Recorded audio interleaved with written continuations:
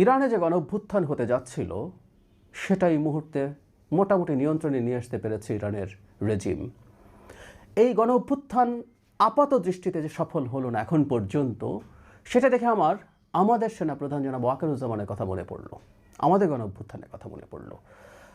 এবং জনাব ওয়াকারুজ্জামান আমি ধারণা করি সামনের সময়তে খুবই আলোচনায় আসবেন। আমাদের এই দেশকে গণতান্ত্রিক ট্রানজিশন যাদের পছন্দ না, তারা জনাব ওয়াকারুজ্জামানকে আবারও পূর্ণ শক্তিতে টার্গেট করবেন বলে আমি ধারণা করি। তাই আগে ভাগে কয়েকটা কথা বলে রাখা দরকার। এবং ইরানিয়ান এই আপরাইজিং কেন আমাকে তার কথা স্মরণ করালো সেই জায়গায়ও আসছি। নির্বাচন বানচাল করা যাবে না, কিন্তু নির্বাচন বানচালের চেষ্টা হবে নানা দিক থেকে নানাভাবে। এই কথা গত বেশ কয়েক মাস থেকে বলে যাচ্ছি। এই দেশের বহু মানুষের নির্বাচন হবে কি হবে না এই ধরনের কনফিউশন থাকলেও আমি একদিনের জন্য এই কনফিউশন রাখিনি। কেন রাখিনি সেটা নিয়ে আমার নিজস্ব ব্যাখ্যা বহুবার দিয়েছি। কিন্তু চেষ্টা যে হবে বলছি, ফলে কিছু হত্যাকাণ্ড হতে পারে, জনাব ওসমান হাদির মতো বা ছাত্র দলের সাথে সংঘাত আছে এমন কোনো ছাত্রনেতা বা কোনো ক্যান্ডিডেট কেউকে টার্গেট কিলিং করে একটা হাঙ্গামা বাঁধিয়ে দেওয়ার চেষ্টা হতে পারে, এটা একটা দিক। কিন্তু আমি যেটা ধারণা করি সেটা হচ্ছে নির্বাচন যত ঘনিয়ে আসবে, মাঠে যে কোনো রকম পরিস্থিতি উদ্ভব হলে সেটা নিয়ে সেনাবাহিনী প্রধানকে আবার টার্গেট করা হবে এবং তাকে বিরাট একটা পাপের তালিকা দিয়ে তার অপসারণ চাওয়া হবে। এটা আমরা মোটামুটি নিশ্চিতভাবে বলতে পারি। আমি এটা দাবি করছি না 5 অগস্ট পরবর্তী সময়ে জনাব ওয়াকারুজ্জামান সব ক্ষেত্রেই সঠিক কাজ করেছেন, কোনো কোনো ক্ষেত্রে তার কোনো ভুল থাকতেও পারে, এটাকে উড়িয়ে দেওয়া যায় না। কিন্তু এই ভদ্রলোক বাংলাদেশের ইতিহাসের অংশ হয়ে থাকবেন, কারণ এই 5 অগস্ট সফল হওয়ার পেছনে তার অসাধারণ রোল। এবং পরবর্তীতে তিনি আমাদের এই ধরনের দেশে যেটা ঘটে, সেনাপ্রধানদের খুব অ্যাডভেঞ্চারাস হয়ে ক্ষমতা নিয়ে নেওয়ার যে চেষ্টা, সেটা থেকে নিজেকে তিনি সরিয়ে রেখে জনাব নুরুদ্দিন খান এরশাদ পতনের পর এই ধরনের রোল প্লে করেছিলেন। একই রকম একটা রোল তিনি প্লে করছেন। রাদার যারা নির্বাচন না হতে দিয়ে বা এটা একটা বিপ্লব বলে একটা বিপ্লবী সরকার বানিয়ে রাষ্ট্র ক্ষমতা অনির্দিষ্টকালের জন্য ক্যাপচার করে ফেলতে চেয়েছিলেন, সেটার ক্ষেত্রে বড় বাধা হয়ে দাঁড়িয়েছিলেন জনাব ওয়াকারুজ্জামান। এই কারণেই আসলে তাকে নানাভাবে টার্গেট করা হয়েছে। যেখানে যাই ঘটুক না কেন ওয়াকার দায়ী। এই ক্যাম্পেইন ক্রমাগত চলেছে, এটা আবারও চলবে, কোনো সন্দেহ নেই। কারণ তিনি দীর্ঘদিন থেকে নির্বাচনের পক্ষে তার অবস্থান স্পষ্টভাবে জানিয়েছেন। কেউ কেউ প্রশ্ন তুলেছেন একজন সেনাপ্রধান হিসাবে তিনি এভাবে কথা বলতে পারেন কিনা, অবস্থান জানাতে পারেন কিনা, সেই তর্কে এখন আর ঢুকছি না। আমার আর্গুমেন্ট ছিল বিশেষ পরিস্থিতিতে এটা খুব অস্বাভাবিক হিসাবে আমরা দেখব না।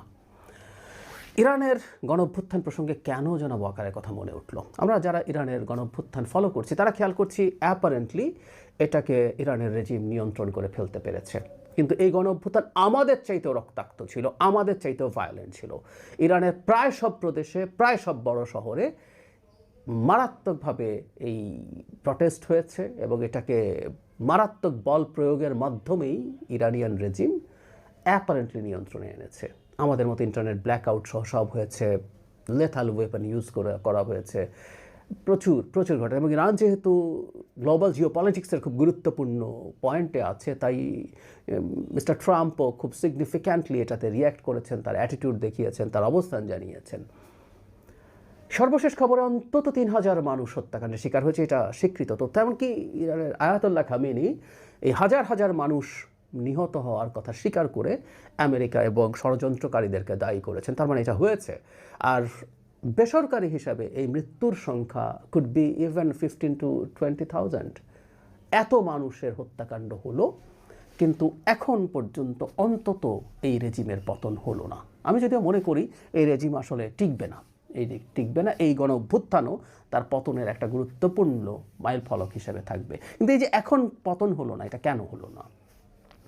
এর জবাব হচ্ছে এই ধরনের গণ অভ্যুত্থানগুলোর কোনো একটা পর্যায়ে আসলে সেনাবাহিনীর সমর্থন প্রত্যাহার করা প্রয়োজন হয়।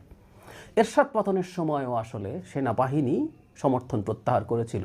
জেনারেল নুরুদ্দিন অস্বীকৃতি জানিয়েছিলেন যে তিনি এরশাদের হয়ে জনগণকে আর কোনোভাবেই বল প্রয়োগ করবেন না। এখানেও তাই হয়েছে। বিশেষ করে আমরা অনেকে জানি ইরানের একটা রেগুলার সেনাবাহিনী আছে, সেটা প্রেসিডেন্টের কমান্ডে থাকে, কিন্তু ইরানের আসলে ওই সেনাবাহিনী প্রধান শক্তি না। ইরানের প্রধান শক্তি হচ্ছে IRGC, Islamic republic guard corps. এটার সরাসরি কমান্ড হচ্ছে আয়াতুল্লাহ আলী খামেনির হাতে।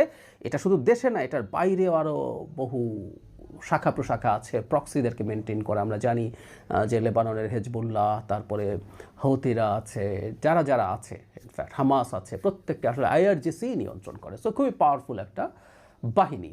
এই বাহিনী আসলে তার সমর্থন প্রত্যাহার করেনি ইরানের যে রেজিম তার উপর থেকে। এই কারণেই আসলে এই মারাত্মক ভায়োলেন্ট আপরাইজিংয়ের পরও অ্যাটলিস্ট এখন পর্যন্ত এরা টিকে আছে। এবং টিকে থাকার ফলে যেটা হয় প্রচুর রিপ্রেশন শুরু হবে।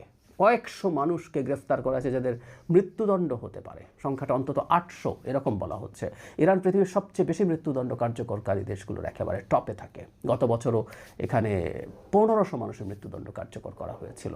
সো এই যে টিকে যাওয়ার পরে যে মারাত্মক অপারেশন আসলো, সব কিছু আসলে ফর দ্য টাইম বিং ঘটলো, যেহেতু তাদের আইআরজিসি তার আনুগত্য প্রত্যাহার করেনি।